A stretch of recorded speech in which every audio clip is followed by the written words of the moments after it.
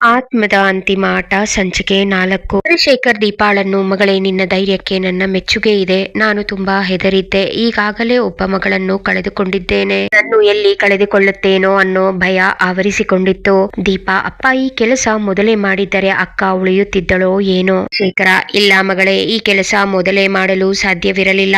ನಾನು ಹೇಳಿದ ಹಾಗೆ ನಿನ್ನ ಜನ್ಮ ನಕ್ಷತ್ರ ಮತ್ತು ಈ ಶಾಪ ಹುಟ್ಟಿದ ದಿನದ ನಕ್ಷತ್ರ ಒಂದೇ ಆಗಿದೆ. ಅಂದು ರಕ್ತ ಹರಿದ ದಿನ ಯಾವ ನಕ್ಷತ್ರವಿತ್ತೋ ಇಂದು ಅದೇ ನಕ್ಷತ್ರದ ಪ್ರಭಾವದಿಂದ ನೀನು ಆ ರಕ್ತದ ಕಳಂಕವನ್ನು ತೊಳೆಯಲು ಸಾಧ್ಯವಾಯಿತು. ಇದು ವಿಧಿಯ ಆಟ ದೀಪ. ಇದನ್ನು ಮೊದಲೇ ಮಾಡಲು ಆಗುತ್ತಿರಲಿಲ್ಲ. ಅಕ್ಕನ ಹಣೆಬರಹದಲ್ಲಿ ಹೀಗೆ ಬರೆದಿದೆ. ಈಗ ನೀನು ಸ್ನಾನ ಮಾಡಿ ತಿಂಡಿ ತಿಂದು ಮಲಗಿ ವಿಶ್ರಾಂತಿ ತೆಗೆದುಕೋ. ದೀಪ ಮನೆಗೆ ಬಂದಳು. ಲಕ್ಷ್ಮಿ, ದೀಪ, ಇಷ್ಟು ಬೆಳಿಗ್ಗೆ ಎಲ್ಲಿಗೆ ಹೋಗಿದ್ದೆ? ಎಷ್ಟು ಆಯಾಸವಾದವಳಂತೆ ಕಾಣ್ತಿದ್ದೀಯಾ? ಏನಾಗಿದೆ ನಿನಗೆ?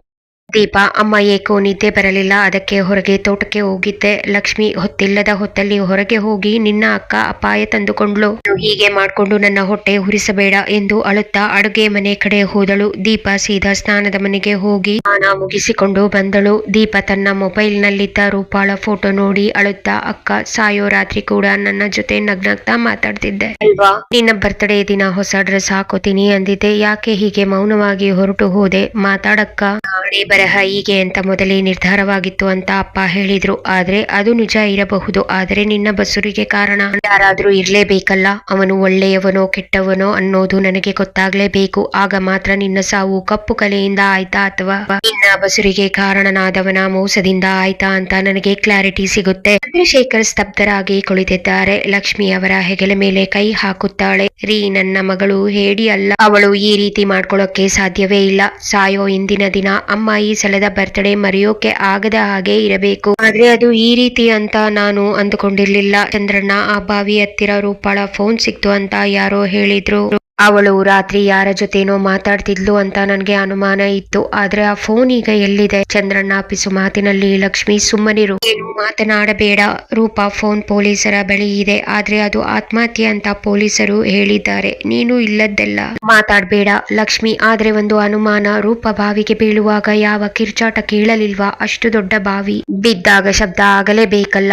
ಆದ್ರೆ ನನಗೆ ಯಾವ ಶಬ್ದ ಕೇಳಲಿಲ್ಲ. ಇದ್ದಕ್ಕಿದ್ದ ಹಾಗೆ ಇತ್ತಲಿನ ಬಾವಿಯ ಹತ್ತಿರ ಅಳುವಿನ ಶಬ್ದ ಕೇಳಿಸುತ್ತಿದೆ. ಆದರೆ ಬಾವಿಯ ಹತ್ತಿರ ಯಾರೂ ಇಲ್ಲ. ನಿರ್ಜನವಾದ ಆ ಜಾಗದಲ್ಲಿ ಗಾಳಿ ಬೀಸುವ ಶಬ್ದ ಮಾತ್ರ ಕೇಳಿಸುತ್ತಿದೆ. ಅಲ್ಲಿ ಬಾವಿಯ ಕಲ್ಲಿನ ಮೇಲೆ ನೀರು ಚುಮುಕಿದ ಗುರುತುಗಳಿವೆ. ಅಲ್ಲಿಯೇ ಪಕ್ಕದಲ್ಲಿ ಹಸಿರು ಹುಲ್ಲಿನ ಮೇಲೆ ರೂಪಾಳ ಓಲೆ ಬಿದ್ದಿದೆ. ಚಂದ್ರಶೇಖರ ಬೇಸರದಿಂದ ಮತ್ತೆ ರೂಪಾಳನ್ನು ಸುಟ್ಟ ಚಿತೆಯ ಬಳಿ ಬರುತ್ತಾನೆ. ಅಲ್ಲಿ ಮೊದಲು ಕಾಣುತ್ತಿದ್ದ ಕಪ್ಪು ಕಲೆ ಈಗ ಕಾಣುತ್ತಿರಲಿಲ್ಲ. ಚಂದ್ರಶೇಖರ ಸಮಾಧಾನದ ನಿಟ್ಟುಸಿರು ಬಿಡುತ್ತಾನೆ. ಸ್ವಲ್ಪ ಹೊತ್ತು ಆ ಚಿತೆಯನ್ನೇ ನೋಡುತ್ತಾ ಕಣ್ಣೀರು ಹಾಕುತ್ತಾನೆ. ನಂತರ ಅಲ್ಲಿಂದ ಹೊರಡುತ್ತಾನೆ. ಚಂದ್ರಶೇಖರ ಹೋದ ತಕ್ಷಣ ರೂಪಾಳ ಚಿತೆಯ ಬೆಂಕಿ ನೀಲಿ ಮತ್ತು ಕಪ್ಪು ಬಣ್ಣಕ್ಕೆ ತಿರುಗುತ್ತದೆ. ಆ ಕಪ್ಪು ಕಲೆ ಈಗ ಇಲ್ಲವಾದರೂ ಚಿತೆಯಿಂದ ಹೊರಬಂದ ಹೊಗೆ ಒಂದು ಹೆಣ್ಣಿನ ಆಕಾರ ಪಡೆಯುತ್ತದೆ. ಬೆಂಕಿಯ ಕೆಂಡದ ನಡುವೆಯೇ ರೂಪಾಳ ಅರ್ಧ ಸುಟ್ಟ ಮುಖ ಕಾಣಿಸಿಕೊಳ್ಳುತ್ತದೆ. ರೂಪಾಳ ಆತ್ಮವು ಚಂದ್ರಶೇಖರ ಹೋದ ಹಾದಿಯನ್ನೇ ಕೆಂಪು ಕಣ್ಣುಗಳಿಂದ ದಿಟ್ಟಿಸಿ ನೋಡುತ್ತದೆ. ಅವಳ ಕಣ್ಣುಗಳಿಂದ ಕಣ್ಣೀರಿನ ಬದಲು ರಕ್ತ ಸುರಿಯುತ್ತಿದೆ. ಚಿತೆಯ ಬೆಂಕಿಯ ಕೆಂಡ ವಿಕಾರ ರೂಪವಾಗಿ ಬದಲಾಗುತ್ತದೆ.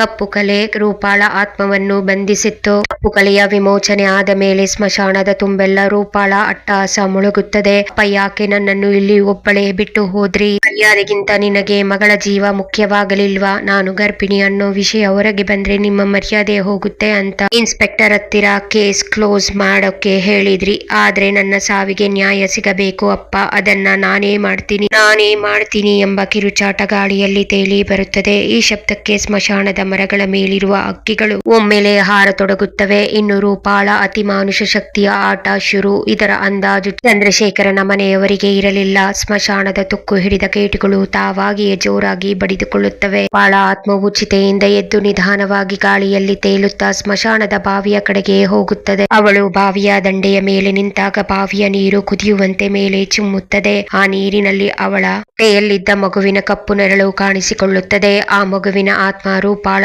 ಆತ್ಮವನ್ನು ಸಂಪೂರ್ಣವಾಗಿ ಆವರಿಸಿಕೊಳ್ಳುತ್ತದೆ. ಅವಳ ಧ್ವನಿ ಈಗ ಬದಲಾಗಿರುತ್ತದೆ. ಅದು ಒಬ್ಬಳ ಧ್ವನಿಯಲ್ಲ, ಸಾವಿರಾರು ದೆವ್ವಗಳು ಒಟ್ಟಿಗೆ ಕಿರುಚಿದಂತಿದೆ. ನನ್ನನ್ನು ಅಡಗಿಸಿಟ್ಟ ಸತ್ಯ ಈಗ ಸುಡುತ್ತಿದೆ.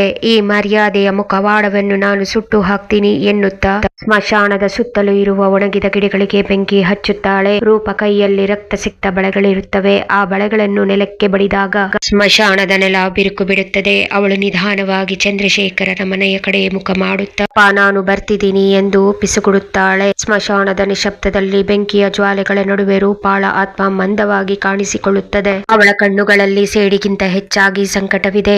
ರೂಪ ತನ್ನ ಮನೆಯ ಹಾದಿಯನ್ನು ನೋಡುತ್ತಾ ಬಿಕ್ಕಳಿಸುತ್ತಾ, ಅಪ್ಪ, ನೀವು ಮಾಡಿದ್ದು ಸರಿ. ನನ್ನನ್ನು ಆ ಸ್ಥಿತಿಯಲ್ಲಿ ನೋಡುವ ಶಕ್ತಿ ನಿಮಗಿಲ್ಲ ಅಂತ ಗೊತ್ತು. ನಾನು ಮಾಡಿದ ಈ ಒಂದು ದೊಡ್ಡ ತಪ್ಪು ನಿಮ್ಮ ತಲೆಯ ಮೇಲಿರೋ ಮರ್ಯಾದೆಯ ಪೇಟವನ್ನು ಇಳಿಸಿ ಬಿಡುತ್ತಲ್ಲ ಅಂತ ನನಗೂ ಭಯವಿತ್ತು. ಅದಕ್ಕೆ ಸಾಯುವಾಗಲೂ ಆ ಸತ್ಯವನ್ನು ನಿಮ್ಮ ಹತ್ತಿರ ಹೇಳೋಕೆ ನನಗೆ ನಾಲಿಗೆ ಬರಲಿಲ್ಲ. ತನ್ನ ಹೊಟ್ಟೆಯ ಮೇಲೆ ಕೈ ಇಟ್ಟುಕೊಂಡು ಕಣ್ಣೀರು ಹಾಕುತ್ತಾ, ನನ್ನ ಮರ್ಯಾದೆ ಹೋದ್ರೂ ಪರವಾಗಿಲ್ಲ ಅಪ್ಪ, ಆದ್ರೆ ಊರವರ ಮುಂದೆ ನೀವು ತಲೆ ತಗ್ಗಿಸಿ ನಿಲ್ಲೋದನ್ನ ನೋಡೋಕೆ ನನ್ನ ಕೈಲಿ ಆಗಲ್ಲ. ನೀವು ನನ್ನ ಸಾವನ್ನ ಅಪಘಾತ ಅಂತ ಸುಳ್ಳು ಹೇಳಿದ್ರು ನನಗೆ ಬೇಜಾರಿಲ್ಲ. ಈ ಸಮಾಜ ಎಷ್ಟು ಕ್ರೂರಿ ಅನ್ನೋದು ನನಗೆ ಗೊತ್ತು. ನನ್ನನ್ನು ಈ ಸ್ಥಿತಿಗೆ ತಂದವನು ಆರಾಮಾಗಿದ್ದಾನೆ, ಆದ್ರೆ ನೀವು ಇಲ್ಲಿ ಅನಾಥರ ತರ ಕಣ್ಣೀರು ಹಾಕ್ತಿದ್ದೀರಾ. ಕ್ಷಣಾರ್ಧದಲ್ಲಿ ಅವಳ ಕಣ್ಣುಗಳು ಕೆಂಪಾಗುತ್ತವೆ, ಧ್ವನಿ ಗಡುಸಾಗುತ್ತದೆ. ಆದರೆ ಅವನನ್ನು ಮಾತ್ರ ನಾನು ಸುಮ್ಮನೆ ಬಿಡಲ್ಲ. ನನ್ನ ಪ್ರೀತಿಯನ್ನೇ ಬಂಡವಾಳ ಮಾಡಿಕೊಂಡು ನನ್ನ ಹೊಟ್ಟೆಯಲ್ಲಿ ಒಂದು ಜೀವ ಬೆಳೆಯುವಂತೆ ಮಾಡಿ ಕೊನೆಗೆ ನನ್ನ ಕೈ ಬಿಟ್ಟ ಆ ದ್ರೋಹಿಯನ್ನ ನಾನು ಕ್ಷಮಿಸಲ್ಲ. ಈ ಗರ್ಭ ಕೇವಲ ನನ್ನನ್ನು ಮಾತ್ರ ಬಲಿ ತಗೊಳ್ಬಾರ್ದು. ನನ್ನ ಜೀವನವನ್ನ ಈ ಸ್ಮಶಾನದವರೆಗೆ ತಂದು ನಿಲ್ಲಿಸಿದ ಅವನ ಪ್ರತಿ ಉಸಿರಲ್ಲೂ ನನ್ನ ಸಾವಿನ ಕಿರುಚಾಟ ಕೇಳಿಸಬೇಕು. ವಿಕಾರವಾಗಿ ನಗುತ್ತಿದ್ದ ರೂಪಾಳ ಧ್ವನಿಯಲ್ಲಿ ನೋವಿತ್ತು. ಅವನಿಗೆ ಯಾರ ಮರ್ಯಾದೆಯ ಭಯ ಇರಲಿಲ್ಲ, ನನ್ನ ನೋವಿನ ಅರಿವಿರಲಿಲ್ಲ.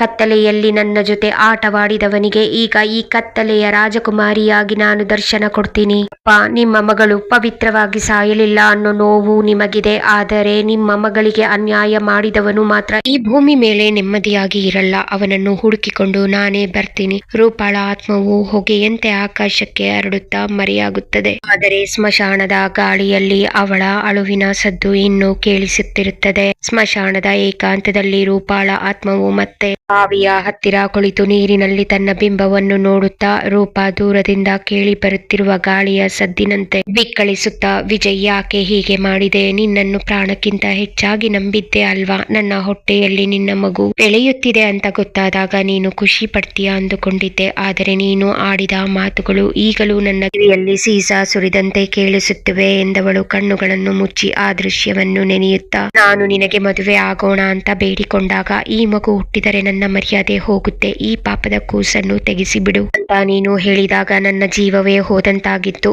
ನಾನು ಒಪ್ಪದಿದ್ದಾಗ ನನ್ನ ಕತ್ತನ್ನು ಇಸುಕಿ ನನ್ನನ್ನು ಈ ಆಳವಾದ ಬಾವಿಗೆ ತಳ್ಳುವಾಗ ನಿನಗೆ ಒಂದು ಕ್ಷಣವೂ ನನ್ನ ಮೇಲೆ ಕನಿಕರ ಬರಲಿಲ್ಲವಾ?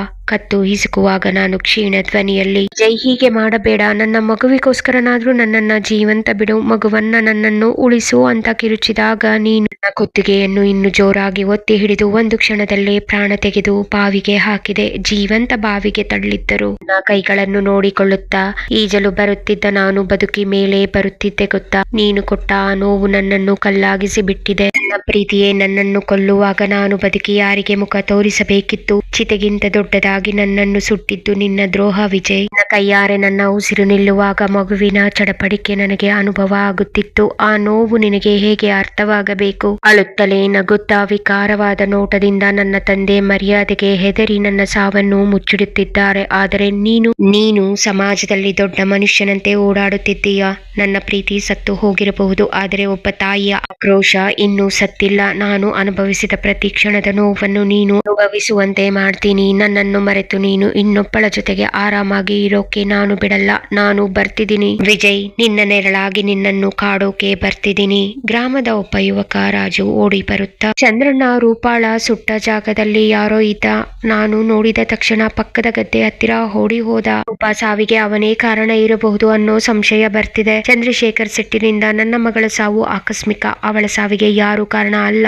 ಯಾಕೆ ಸತ್ತಳು ಅನ್ನೋದು ನಿನಗೆ ಬೇಡದ ವಿಷಯ. ನೀನು ನಮ್ಮ ಮನೆ ವಿಚಾರದಲ್ಲಿ ತಲೆ ಹಾಕಿದ್ರೆ ನಾನು ಸುಮ್ಮನೆ ಬಿಡಲ್ಲ. ರಾಜು, ರಾತ್ರಿ ಮಲಗಿದ್ದವಳು ಬಾವಿಗೆ ಬಿದ್ದಿದ್ದಾಳೆ ಅಂದ್ರೆ ಏನೋ ನಿಗೂಢ ಇದೆ ಅಂತ ನಿಮಗೆ ಅನ್ನಿಸ್ತಿಲ್ವಾ? ಅವಳ ಬಗ್ಗೆ ನನಗೂ ಚೆನ್ನಾಗಿ ಗೊತ್ತು. ಅವಳು ಹೇಡಿತನ ಮಾಡುವವಳಲ್ಲ. ಅವಳ ಸಾವಿಗೆ ಬೇರೆ ಯಾರೋ ಕಾರಣ. ಚಂದ್ರಶೇಖರ್ ಹೀಗೆ ಇಲ್ಲದ್ದೆಲ್ಲ ಒದರ್ತಿದ್ರೆ ಪೊಲೀಸರಿಗೆ ಫೋನ್ ಮಾಡಿ ನೀನು ನಮಗೆ ಕೊಡ್ತಿದ್ಯಾ ಅಂತ ಕಂಪ್ಲೇಂಟ್ ಕೊಡ್ತೀನಿ. ಹುಷಾರ್. ರಾಜು, ಯಾಕೆ ಚಂದ್ರಣ್ಣ ಹೀಗೆ ಹೇಳ್ತೀರಾ? ನಿಮ್ಮ ಮಗಳ ಸಾವು ಕೊಲೆಯಾಗಿದ್ರೆ ಅದಕ್ಕೆ ನ್ಯಾಯ ಸಿಗಲಿ ಅನ್ನೋದೇ ನನ್ನ ಅಭಿಪ್ರಾಯ. ಅದಕ್ಕೆ ನೀವು ನನ್ನನ್ನೇ ಜೈಲಿಗೆ ಕಳಿಸ್ತೀನಿ ಅಂತೀರಲ್ಲ, ಇದು ಯಾವ ಯಾವ ನ್ಯಾಯ? ಚಂದ್ರಶೇಖರ್, ನನ್ನ ಮಗಳ ಸಾವಿಗೆ ನ್ಯಾಯ ಕೊಡಿಸೋಕೆ ನಾನಿನ್ನ ಇದ್ದೀನಿ. ನೀನು ನ್ಯಾಯ ಕೊಡಿಸೋ ಅವಶ್ಯಕತೆ ಇಲ್ಲ. ನನ್ನ ಕೋಪ ನೆತ್ತಿಗೆ ಹತ್ತೋ ಮುಂಚೆ ಇಲ್ಲಿಂದ ಹೊರಟು ಹೋಗು ಎಂದವನು ಕದಲ್ಲೇ ಇದ್ದ ದೊಣ್ಣೆ ಹಿಡಿದು ನಿಂತ. ರಾಜು ಚಂದ್ರಶೇಖರನ ಕೋಪ ನೋಡಿ ಭಯದಿಂದ ಓಡಿ ಹೋದ. ಮುಂದೇನು? ಹಾಗಿದ್ರೆ ರೂಪಾಳ ಚಿತೆ ಬಳಿ ಬಂದವರು ಯಾರು? ಅವನು ರೂಪಾಳನ್ನ ಪ್ರೀತಿಸಿದ ವಿಜಯ್ ಇರಬಹುದೇ, ಅಥವಾ ಬೇರೆ ಇನ್ಯಾರು? ತಿಳ್ಕೋಬೇಕಾ ಕತೆಗಾಗಿ ಕಮೆಂಟ್ ಮಾಡಿ ನಿಮ್ಮ ಆಲೋಚನೆಗಳನ್ನು ಹಂಚಿಕೊಳ್ಳಿ. ಈ ಕತೆ ಹೇಗೆ ಅನಿಸಿತ್ತು ಎಂಬುದನ್ನು ಕಮೆಂಟ್ ವಿಭಾಗದಲ್ಲಿ ತಿಳಿಸಿ. ಇಷ್ಟವಾದಲ್ಲಿ ಲೈಕ್ ಮಾಡಿ ಮತ್ತು ಚಾನೆಲ್ ಸಬ್ಸ್ಕ್ರೈಬ್ ಮಾಡಲು ಮರೆಯಬೇಡಿ. ನಿಮ್ಮ ಬೆಂಬಲಕ್ಕೆ ಧನ್ಯವಾದಗಳು.